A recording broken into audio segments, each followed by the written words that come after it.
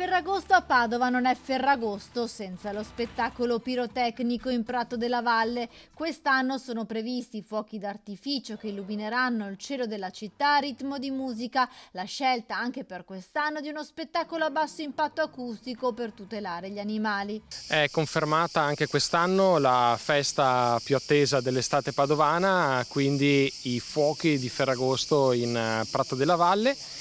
Fuochi che saranno lanciati al solito orario delle 11:30 di sera con una grande esibizione di luci nel cielo del Prato della Valle, ma attenzione anche al rispetto degli animali, perché come nelle ultime edizioni non ci sarà il fragore dei botti, ma solo lo spettacolo dell'illuminazione di questi materiali pirotecnici, e tutto accompagnato dalla musica. Svelato inoltre dall'assessore Antonio Bressa l'ospite musicale, anzi dovremmo dire gli ospiti, visto che tornano a suonare insieme il duo Benji e Fede, che si era sciolto nel 2020 dopo 5 anni di canzoni ai vertici delle classifiche. Insieme a loro per la festa ferragostana anche band musicali e DJ locali. Quest'anno abbiamo degli ospiti d'eccezione, perché sono tornati a suonare e cantare insieme Benji e Fede, che sono un gruppo molto conosciuto e che chiuderanno una serata che prevede anche tanti altri ospiti musicali.